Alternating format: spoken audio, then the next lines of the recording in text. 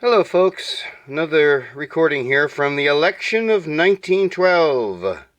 This recording was made in 1912 of Woodrow Wilson, of course pressed a little after it, as it says, President of the United States.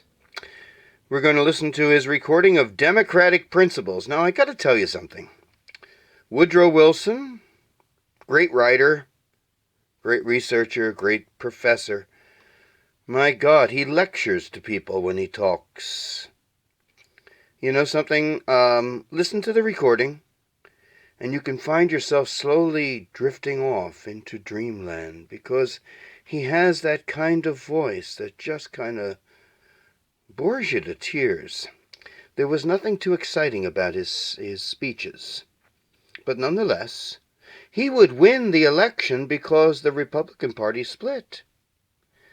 Teddy Roosevelt went with the Progressives, the Bull Moose Party, and Taft was with the Republicans. And Woodrow Wilson was with the Democratic Party, which stayed in its own area, stayed together, and did not split. You had Debs running, but that didn't really amount to too much. So let's listen to Democratic Principles by Woodrow Wilson, recorded in 1912.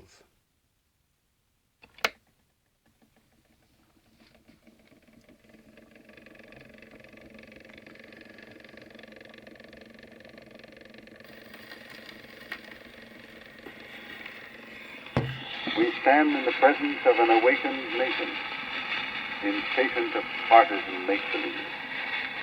The nation has awakened to a sense of neglected ideals and neglected duties, to a consciousness that the rank and file of her people find life very hard to sustain, that her young men find opportunity embarrassed, and that her older men find business difficult to renew and maintain, because of circumstances of privilege and private advantage which have interlaced their subtle threads throughout almost every part of the framework of our present law. She has awakened to the knowledge that she has lost certain cherished liberties and wasted priceless resources which she had solemnly undertaken to hold in trust for posterity and for all mankind, and to the conviction that she stands confronted with an occasion for constructive statesmanship, such as has not arisen since the great days in which her government was set up. There never was a time when impatience and suspicion were more keenly aroused by private power selfishly employed, when jealousy of everything concealed or touched with any purpose not linked with the general good or inconsistent with it, more sharply or immediately displayed itself.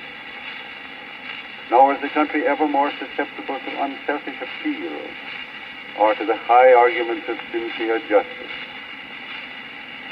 These are the unmistakable symptoms of an awakening. There is the more need for wise counsel, because the people are so ready to heed counsel if it be given honestly and in their interest.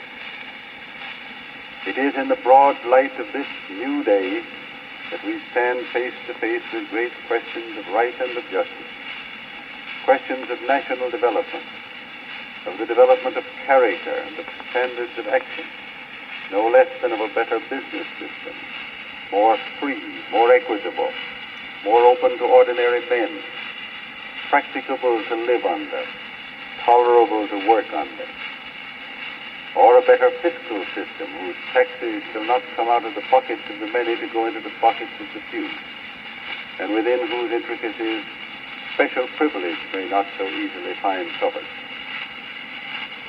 What is there to do? There are two great things to do. One is to set up the rule of justice and of right in such matters as the tariff, the correction of the trust, and the prevention of monopoly, the adaptation of our banking and currency laws to the varied uses to which our people must put them, the treatment of those who do the daily labor in our factories and mines and throughout all of our great industrial and commercial undertakings as they should be treated in a civilized polity, and the political life of the people of the Philippines, for whom we hold governmental power in trust for their service, not our own. The other thing, the additional duty, is the great task of protecting our people and our resources. and of keeping open to the whole people the doors of opportunity through which they must, generation by generation, pass if they are to make conquest of their fortunes in health, in freedom, in peace, and in contentment. In the performance of this second great duty, we are face to face with questions of conservation and of development, questions of forests and water powers and mines and waterways, of the building of an adequate merchant marine, of the opening of every highway and facility, and the setting up of every safeguard needed by a great, industrious, expanding nation.